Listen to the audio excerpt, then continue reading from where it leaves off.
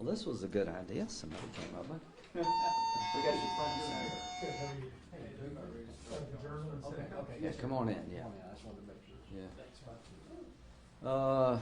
Let's give him a second. There's a front row seat for you. Do you have any water? Yes, sir. Nah, just water. Hey, thanks for coming. How are you doing? Good. Trying to get my body adjusted to the time change here. I've been over in Mideast and Germany. Thank you.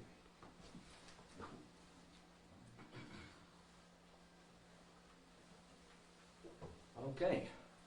Shall we? We're ready. You sure? I'm good. Okay.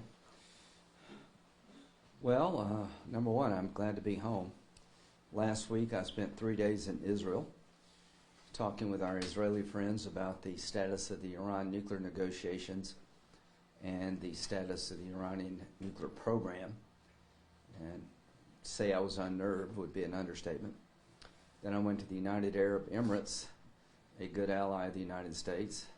They're equally concerned about the deterioration of the Mideast, the aggression of Iran toward the region, and the possibility they may try to break out and acquire a nuclear weapon, which would create a nuclear arms race. Then Thursday night, I arrived in Munich for the security conference at Munich. I started going there in 1999 with Senator McCain. It's the premier Super Bowl of foreign policy for the world every year. You have foreign ministers and defense ministers and heads of state from all over the world to come to Munich. The original conference was NATO-centric. It was called the Verkunda, and it was basically NATO allies would meet in Munich every year to assess the situation of the world. After the collapse of the Soviet Union, it became more international in scope. So, where do we stand regarding Russia-Ukraine? Yesterday, February the 21st, 2022, President Putin of Russia rewrote the European map. He declared Ukraine as an independent sovereign nation dead. He said it was a puppet colony of the West, and it was pretty clear to what he was saying to me that Ukraine is Russia. It's not a sovereign independent nation. What does that matter to people in South Carolina? Anytime someone takes something owned by another through force and they get away with it, incentivizes more bad action. When you lose the streets of your hometown to criminals, then you can't do business and you can't walk safely at night, you can't enjoy life.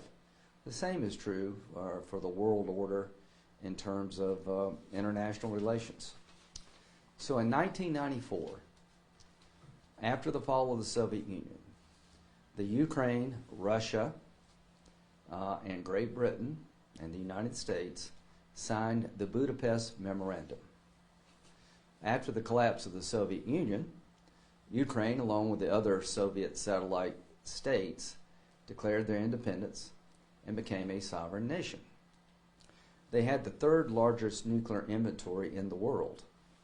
A lot of the Soviet Union missile force was in Ukraine. So what happened in '94 is that there was a negotiation between Ukraine, Russia, Britain, and the United States, whereby Ukraine would give up the nuclear force in exchange for a guarantee and a pledge to honor its sovereignty. The Russians signed that agreement. In 1994, no one doubted that Crimea was part of Ukraine. No one doubted that Donbass, the region in question today, was part of Ukraine. How many people believe now, given what happened yesterday, that Ukraine would have done this deal? And does it matter that 25 years ago you sign an agreement with Russia and they tear it up and invade your country? Yes, it does matter, because Russia wants more than Ukraine.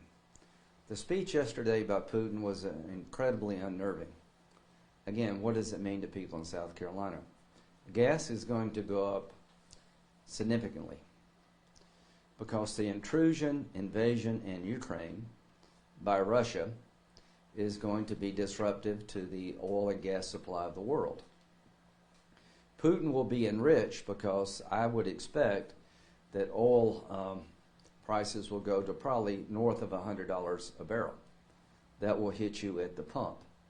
Ukraine is the fourth largest exporter of wheat, the fifth largest exporter of corn for the world. So that market is going to be disrupted, so you'll see an increase in food prices. You'll also see China and Iran becoming more provocative. China is making the same type claims against an island called Taiwan. For years and decades, the United States has been helping Taiwan maintain its independence and its democracy. China has been very threatening. If we allow Russia to get away with destroying the Ukraine, it's just a matter of time till China takes over Taiwan, creating the same type ripple effect that I've just described by Russia's seizure of parts of Ukraine. The Iranians are watching very closely. The Israelis are very worried that the Iranians are marching toward a nuclear bomb, not peaceful nuclear power, and an agreement with Iran and the United States, the JCPOA round 2 may be coming soon, which I think will fall well short of what we need. So my point to people here at home is you can expect gas prices to go up, you can expect food costs to go up, and I can tell you from history, anytime we sit silent and watch the rights of one group be eviscerated, it's just a matter of time till it comes back to haunt us. This is the 1930s all over again. What Putin did yesterday was tear up an agreement made 25 years ago. That's exactly what Hitler did in the 30s. And the response to Hitler was one appeasement after another, to the point that it got so far out of hand that we had to act. And that's what created World War II. Do I think there'll be a third world war over Russia's seizure of Ukraine? No, but I do believe there's going to be conflict at every turn. And the stability we've enjoyed in Europe that's benefited the United States is going to be lost. So if I were in Poland today, who's a NATO member, by the way, living in the shadow of Russia, instead of giving up a nuclear weapon, I'd be trying to acquire one. If I were the Baltic states, Lithuania, Latvia, Estonia, very small nations, very proud democracies, being threatened every day by Russia, I would be worried. Because the Budapest Memorandum wound up meaning nothing. The guarantees given by Russia in 1994 were wiped out yesterday by Putin. The NATO commitments we've made to each other since the end of World War II, Article 5 commitments, are now in question. If you're in the Baltics, if you're Poland, and other nations living in the shadow on the front lines of Russian aggression, there has to be some doubt in your mind as to where Article 5 really will be invoked. All I can say is I support President Biden's decision to beef up American presence in NATO allies surrounding Russia to make NATO stronger, not weaker. We have one president at a time. President Biden is the President of the United States, and to the extent that I can help him push back against Putin and bring stability to the world, I will gladly do so.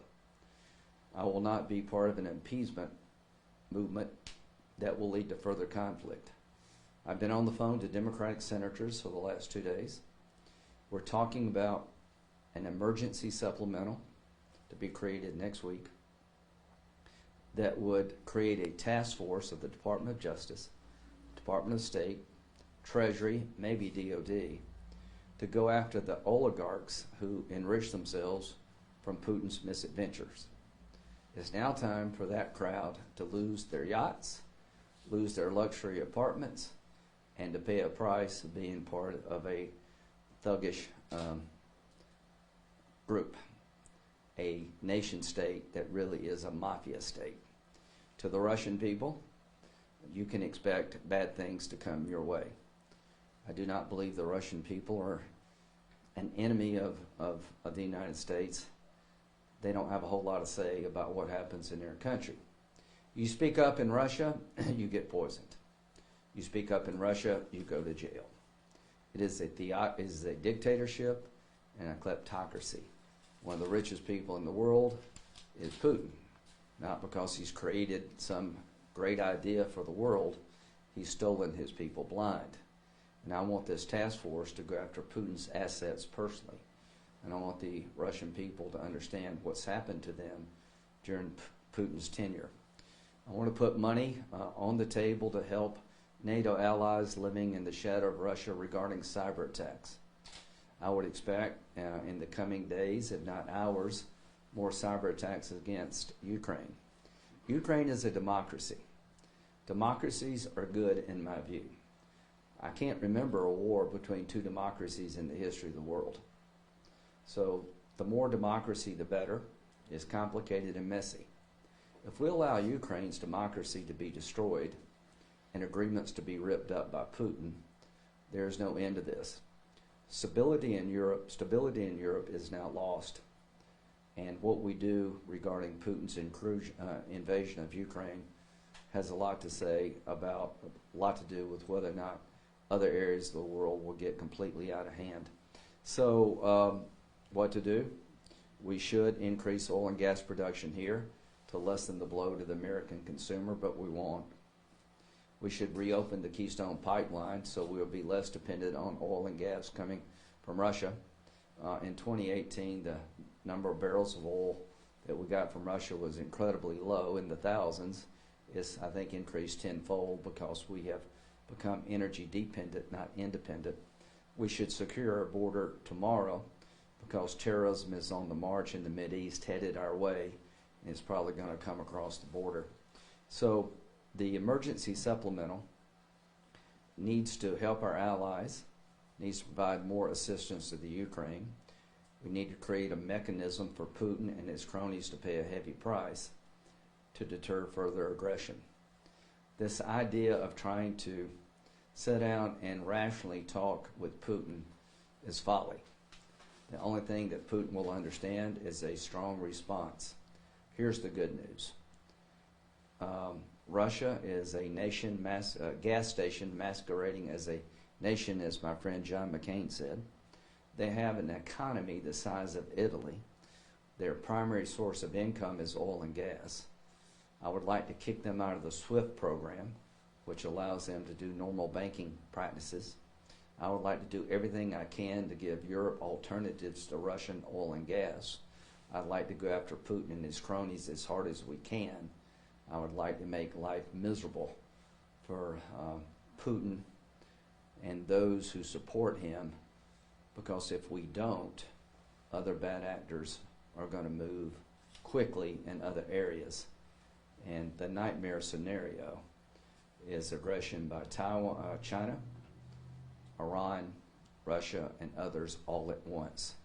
So to President Biden, you said a couple of years ago that Putin does not want you to win because you're the only person that could go toe-to-toe with him. Well, right now, Mr. President, you're playing footsie with Putin and you're losing. Here's walking all over you and our allies. We have too many Neville Chamberlains in this world. We need more Churchills. President Zelensky of Ukraine rose to the occasion when he gave his speech in Munich.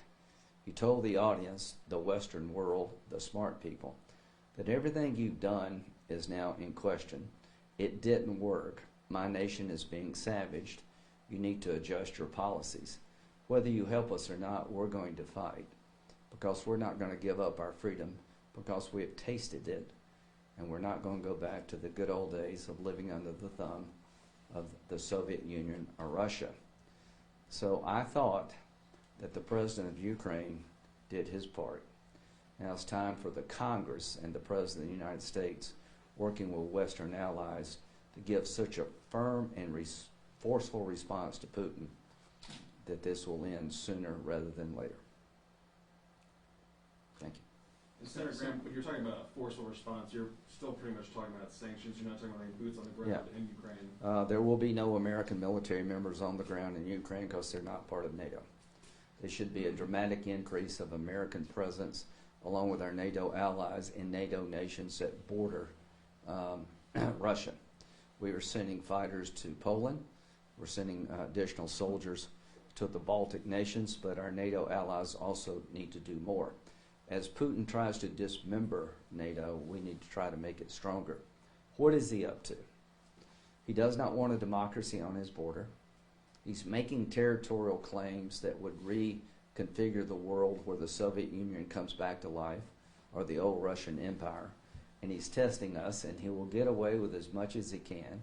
He's willing for his army to accept casualties. He has no value or regard for human life or the Russian people.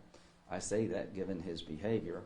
But I do believe that people around him, if they're forced to suffer, may begin to speak differently. If all the oligarchs who have enriched themselves by being part of Putin's inner circle all of a sudden find themselves losing their yachts, their luxury homes throughout the world and can't travel and maybe go to jail, it may change the equation. If we can isolate the oil and gas economy of Russia and try to find alternatives to Russian oil and gas for our European allies, it will slowly but surely bleed Russia dry, and maybe one day the people will speak out and push back. But no, U.S. troops on the ground would be necessary because Ukraine's not a member of NATO. Cyber attacks are going to be a method that Putin uses to intimidate the region and maybe come after us. I think one of the things he's going to test is whether or not America has the will to push back, and we've lost a pipeline to the East Coast a few months ago that was shut down through cyber attacks emanating from Russia. So I do worry that he will test us as a nation and maybe launch cyber attacks against us. If he does, he should get such an overwhelming response that he would not do it again. Senator Graham, how soon could this task force be formed and implemented? I've been on the phone all morning. We've got members of the Senate all over the world. We had a big group in Munich, and we sort of agreed that if Putin does what he's done, that we have to respond forcefully.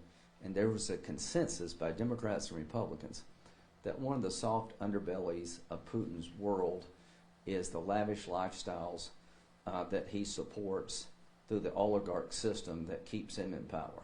That if we started going after their assets and Putin's assets, that may make a difference in terms of future misadventure. So the task force should be the number one priority of this emergency supplemental. We should help Ukraine militarily through aid. We should help them defend themselves against cyber attacks. We should help NATO allies, particularly the Baltic nations, with their problems they've had with cyber attacks emanating from Putin. Senator, you mentioned cyber attacks a couple times now. And any plans in the work to really partition or tighten down to prevent these from happening? Well, so we had a discussion with our military leaders. There is, Article 5 is a commitment among NATO nations that an attack of one against one is an attack against all. The only time Article 5 has ever been invoked in the history of NATO was after 9/11. It was such a severe attack on the United States that NATO invoked Article 5 to our benefit. And what I am saying is that cyber attacks coming from Russia need to be considered in terms of Article 5 responsibilities.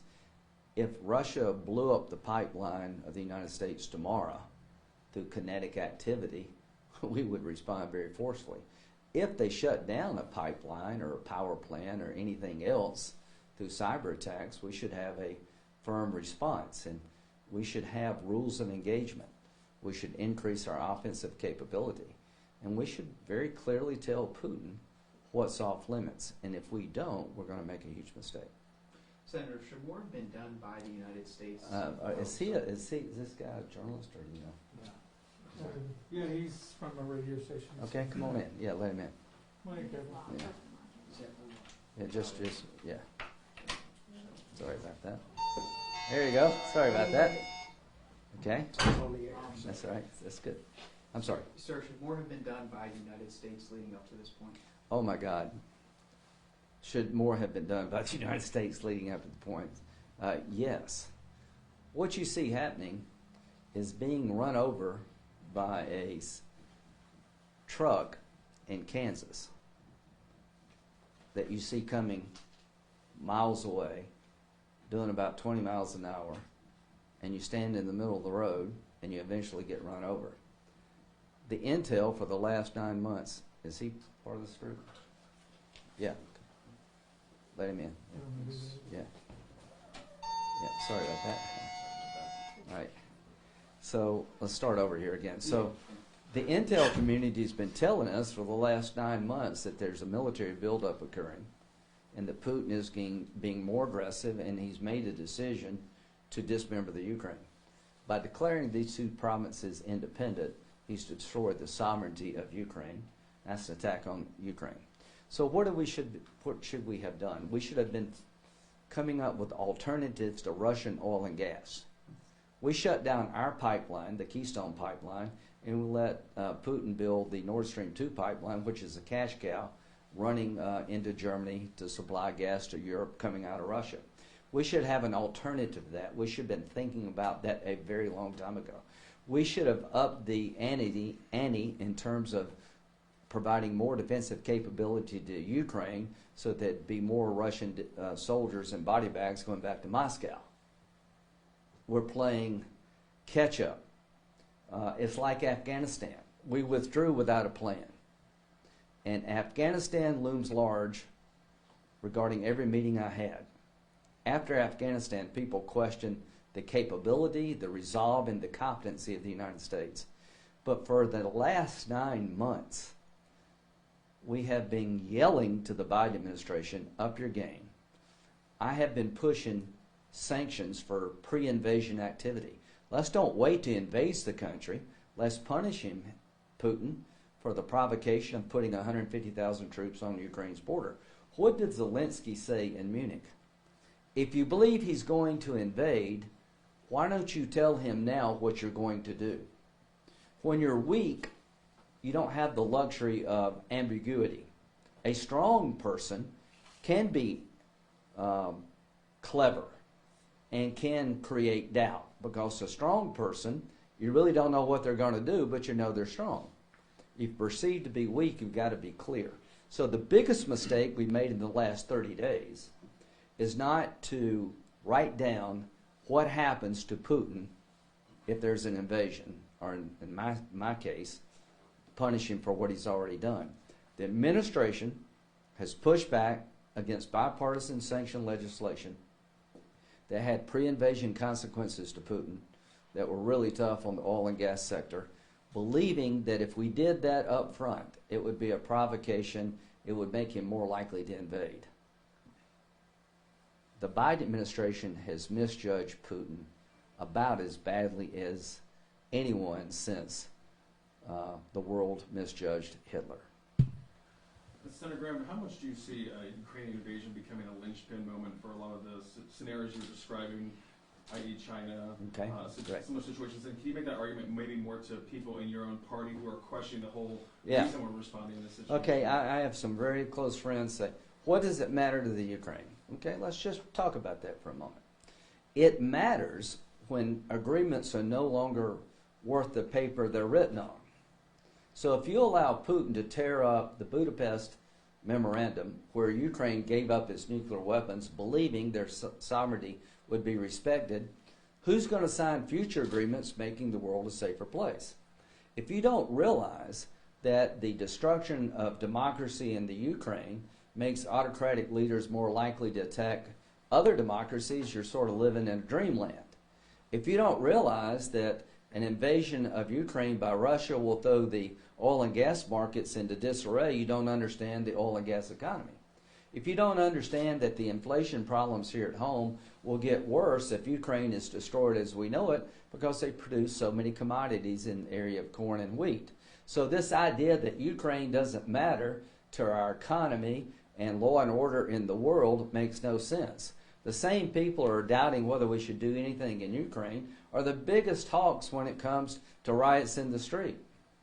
To those who believe that if you allow a city to be taken over by thugs, businesses to be ransacked, and wholesale stealing, and nobody does anything about it, that city is lost its way, you're right. The same is true in the world. When you allow one country to take the land of another by force of arms, nobody's safe anywhere.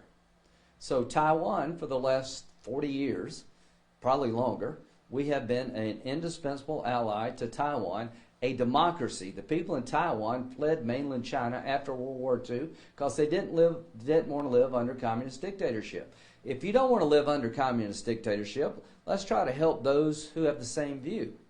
Democracy is a good thing, not a bad thing. So the likelihood of China being aggressive to Taiwan has gone through the roof if Putin doesn't pay a price. The biggest game changer of all is Iran. So I spent 5-6 days in the Mideast before I went to Munich. I realized that the Russian-Ukraine situation is on the front page of every newspaper in the world now, and it's very important. But the biggest game changer of all is if we allow the Ayatollah in Iran, who's a religious Nazi, to acquire a nuclear weapon, we're going to have a war in the Mideast out of revelations. So anything you give the Iranians, the Arabs are going to want the same thing. And if you don't believe me, go speak to the Arabs. I met the foreign minister of Saudi Arabia. I met the entire national security infrastructure of the United Arab Emirates, who has nuclear power, but they don't enrich themselves. They told me unequivocally, anything you give the Iranians, our mortal enemy, the Shiite, Ayatollah, then we're going to want the same thing. You'll have a nuclear arms race in the Mideast in the next 2 years if you don't watch it. Now, how do you stop all that? You can have all the nuclear power you want in the region, but nobody should be allowed to make their fuel. Bob Menendez and myself, the senator from New Jersey, and myself, want to create an international fuel bank so that every power, Arab and Iranian power in the Mideast, can have all the nuclear power they want, but none of them make their own fuel. Because making the fuel is how you make a bomb. So I do believe that the JCPOA round 2 is coming pretty soon. That will be inadequate when it comes to controlling Iran's nuclear ambitions. And I am ready to introduce shortly red lines for the Iranian nuclear program. So the JCPOA will tell Iran what they can do in the area of enrichment. I'm going to tell the Iranians what they cannot do regarding their nuclear program. I'm going to create red lines in the area of enrichment. That's how you make a weapon. Weaponization, when you take the enriched uranium and you begin to create a bomb, that's a process that I want to make sure that if they go down that road, they pay a price. And finally, if you have a bomb, how do you deliver it? I want red lines around their missile program. So I met with the Israelis. They're going to provide me some advice and counsel about what red lines should look like regarding the Iranian nuclear ambitions. I want the Iranians to know what you can't do. If we had such a concept with North Korea, they'd never had a bomb. Israel's not going to allow Iran to produce a nuclear weapon without one hell of a fight. So what happens if Putin gets away with it? The Iranians are going to believe that we don't have the will to stop their nuclear ambitions. What happens if Putin gets away with it in Ukraine? China is, just as sure as I'm standing here, will be more aggressive toward Taiwan, and Taiwan's days are numbered. The opposite is true. If Putin does pay a price, and we finally stand up to his thuggery, and we take the yachts and homes and bank accounts of the oligarchs away from them, if we crush the ruble, then maybe China and Iran would think differently. This is the most important time in world history since the end of World War II. Senator, first of all, have you talked to President Biden at all since you've gotten back? No, I spoke to Vice President Harris in Munich. Mm-hmm. I thought she gave a good speech. The news conference, not so much. I told her that you have made a decision not to lay sanctions out early, not to let Putin read what will happen to him. You're trying to create some mystery as deterrence. It's not working. And it's clear now it didn't work. So my reach to the Biden administration, reach out, is through Democratic senators. Next week, let's do an emergency supplemental to help our friends and our allies and to help ourselves. And also, let's come up with bipartisan sanctions supported by the administration that would send a clear signal to the oligarchs in Russia, what's coming your way, would make life miserable for the ruble and the international economy, and would start providing alternatives to Russian oil and gas for our European allies. So I want a sanctions regime from hell next week. Biden is set to address the nation this afternoon at 2 o'clock, Senator. He's going to lay out sanctions against Russia. Too little, too late? Well, it's not too little too late if they can change behavior. Well, what we've seen here is by declaring the two cities in eastern Ukraine independent of Ukraine, you basically dismembered the Ukraine. It's an attack on the democratic status of Ukraine. It is the breaking of the Minsk agreement in 2014 and 2015. It's tearing up of the Buddhist memorandum. So the basis of the discussion by President Biden today should be to restore world order. He should make a speech, in my view, that says it's not just about Russia and Ukraine, it's about world order. It's about the word of the United States. It's about enticing people to do good things and get rewarded when they do, not do good things and wind up regretting it. So I'm hoping that the president will explain Russia, Ukraine in terms of our national security interest, what it would mean to the world if we get this wrong. Reach out to Republicans and Democrats in Congress. I can tell you on our side, there are few voices that believe Ukraine doesn't matter, but they're few in number. The average Republican member of Congress is more like Ronald Reagan, who believes in a strong world order, who believes in the rule of law and that democracy is a good thing. We're not looking to send U.S. forces on the ground in Ukraine, but we should send an unequivocal signal to Russia and the oligarchs around Putin that this cannot stand and will not be tolerated. So the administration has had the wrong approach. They've withheld being clear about sanctions. It didn't work. Their initial description of seizing of these two cities, declaring them independent of Ukraine by Putin, was to say that's not an invasion. They changed a few hours ago because that was silly. So their inclination is to be minimalist. Their inclination is to appease. That needs to change. Mr. President, when you speak to the nation today at 2 o'clock, I promise you, my good friend John McCain, I can only imagine what he would be saying today.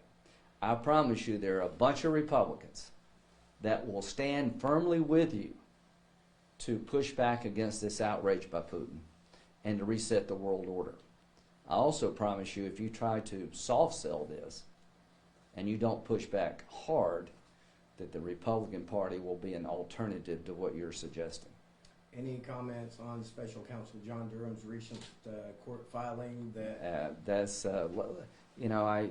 people made predictions about the Mueller report that were not true.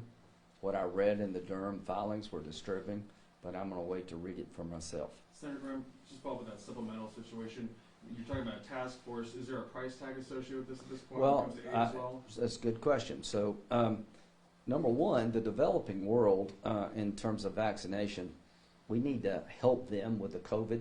There's a reemergence of another strain, I think it's called B2. The WHO briefed us about that today. There's another strain that's kind of a one-off of Omicron, more contagious, not more lethal, but the chance of this thing coming back again is going up. So I think we need to do some things in the developing world to help us with future COVID problems. Let's take an opportunity now to do some things that make the world a safer and better place. I'm hoping we'll do something on the border. But the task force to me is very important. I want the oligarchs to understand what's coming their way, the price that you're going to pay.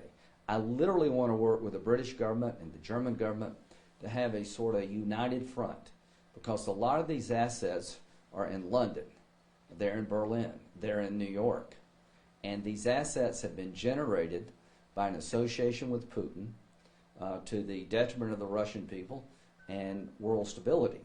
That's one thing that I think is very bipartisan.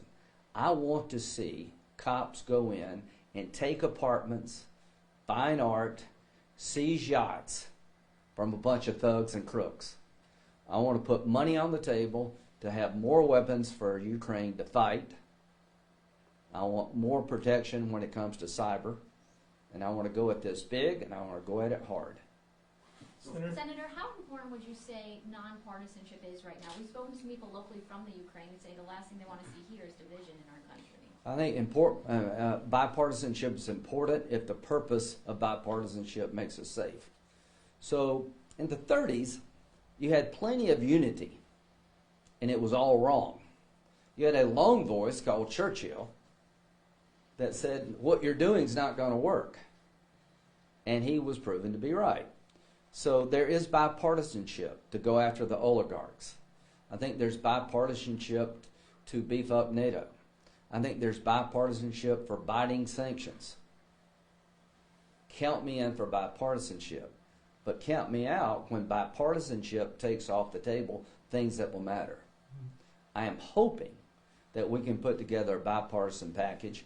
But the one thing that I need to hear from the administration is they realize that what they did didn't work. If you think what you're doing is working, then it would be hard for me to work with you in the future because it's clearly not. So what I'm looking for is a bipartisan package that realizes that what we've done in the past did not work and that we're changing the approach. Senator Graham, at the Olympics, Putin was at the Olympics and affirmed his support of China and Taiwan, which have you.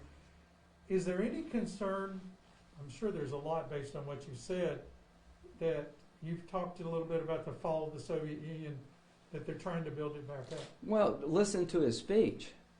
I mean, this was the most provocative speech since the end of World War II. It is a rewriting of the European map. What Putin did yesterday is announce that Ukraine as a sovereign nation is null and void. I consider it to be part of Russia. And I consider territories that were part of the Soviet Union that are now independent really still belong to us, the Russian Empire. It was a direct challenge to the transatlantic partnership.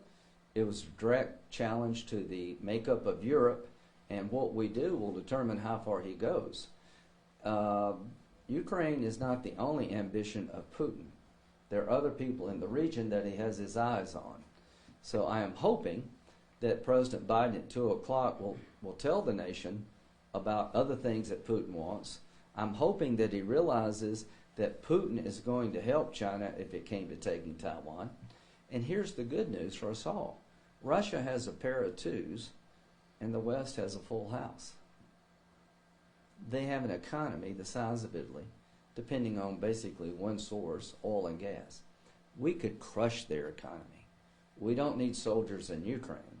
We need a united world front by Western nations that would take off the table the rich lifestyle of the oligarchs, that would create alternatives to Russian oil and gas.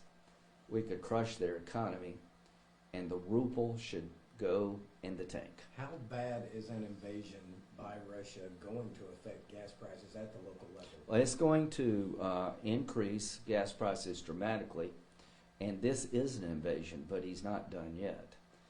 I had one colleague of mine suggest that maybe, he'll give us Western Ukraine if we give him Eastern Ukraine. The last time we tried that game was with Hitler. If you listen to what Putin said yesterday, the Ukraine as a sovereign nation does not exist in his eyes. So the disruption to the oil and gas markets will be severe. I would expect that oil prices per barrel will be pushing $100 north of that because supply has been interrupted. I would expect that commodities in the grocery store, you'll feel that soon because Ukraine was a big exporter of corn and wheat, and when they're taken out of the marketplace, prices will go up. So with that said, Biden recently tapped into the reserves. Any shot at all of getting the Keystone back going? So this is where bipartisanship will have its limits. The Democratic Party is going to fight my efforts, Senator Rubio and others, to restart the Keystone Pipeline. I want votes on whether or not we should open up the Keystone Pipeline. I want to open up areas of the United States been taken off the map for oil and gas exploration. I believe in a lower carbon economy over time, but we have a national security crisis on our hands. In 2018, we were energy independent. Now we're dependent. We're more dependent on oil and gas from Russia than any time in recent memory. Let's change that equation. If you really want to hurt Putin, create oil and gas options for the Europeans and try to march toward a lower carbon economy all at the same time. I am going to insist that we secure our border. After being in the Mideast, it's clear to me that radical Islam is on the march, and they're looking at coming back to the United States, and the most likely entry point is a broken border. So I'm going to be talking about that too. Now, whether or not the Democratic Party and President Biden can adjust their energy policies, I don't know. Whether or not they're going to take border security more seriously, I don't know. But if they don't, I will. So, Senator Graham, do you have any messages to U.S. shale oil producers who really aren't ramping up production right now, even with oil nearing $100 a barrel? I would go forward to the extent the law would allow. We're going to have a great debate in the United States Congress. We're about to have an election in November. I want to vote in the United States Senate about reopening Keystone. I want to vote about expanding the extraction through fracking, an environmentally sound way, gas deposits that are plentiful in the United States. We could send to Europe liquefied natural gas to make up for a lot of what they will lose if they shut down the pipelines coming out of Russia. Whether or not that happens or not, I want to vote as to whether it should. Going into 2022, I want to make sure that the American people understand where the Republican Party is at on energy independence and border security. In the time in which we live, this dangerous time, I want bipartisanship around concepts that will matter. So count me in for bipartisanship, but also count me in for making sure that we pursue policies that will make us safer. Senator, does the Budapest Agreement, are we obligated in any way to help the Ukraine in this situation? It was a memorandum, and the opening paragraph said that for giving up your nuclear force, which was the third largest in the world, the borders and sovereignty of Ukraine would be honored and respected and not challenged by force. It was not a mutual defense agreement, but it was written in a fashion to entice Ukraine to give up nukes for the promise that you'll be an independent nation. You won't need nuclear weapons because nobody's going to bother you. Well, how well did that work out? So the Budapest Memorandum was an effort to get nuclear weapons consolidated to make the world a safer place. Putin ripped up the agreement, and looking back, Ukraine made a fatal mistake by trusting us and Russia to live up to the agreement. We can't afford any more of those fatal mistakes. We can't afford to let Israel believe we don't have their back when it comes to an Iranian nuclear program. We can't afford to let our allies in Asia believe we will abandon them if China tries to take their land by force. Because if we do that, then the world economy is going to fall apart, and we're going to live in some of the most dangerous times since World War II. One last question. Off topic. Yeah. There's some families in Oconee County that have missing loved ones. They said they've reached out to your office to ask for assistance. Is that something that you can do with SLED or the FBI to help them find their loved ones? Yeah, they're going to brief me here in a minute about. Yes, absolutely. I will make sure that if your loved one is missing, that the law enforcement community is doing all they reasonably can to find your loved one. And let's end on this: to the Ukrainian Americans who have come and made your home America. Your ancestral home is under siege. Your family and friends in Ukraine are are being threatened. Their very existence is now in question. I have spent time with President Zelensky. I have great admiration for Ukrainian people. I think Putin is about to make a huge mistake. I believe Ukraine will fight back. It is definitely a mismatch, but holding Ukraine could be like Afghanistan for the Russians. I think it is in our national security interest to make sure that there is a resistance movement in Ukraine, that we support it. So my thoughts and prayers are with the people of Ukraine who have relied on the United States. My thoughts and prayers with the Ukrainian Americans who have loved ones in harm's way.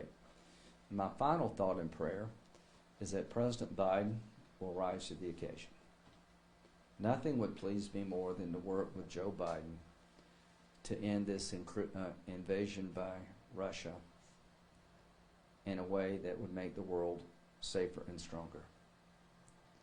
I would like for him to expand the Abraham Accords, to have new Muslim nations working with Israel. I will do what I can to help him on all fronts when it comes to foreign policy. So, Mr. President, you have a chance to reset the world and your own administration after Afghanistan. Seize the moment.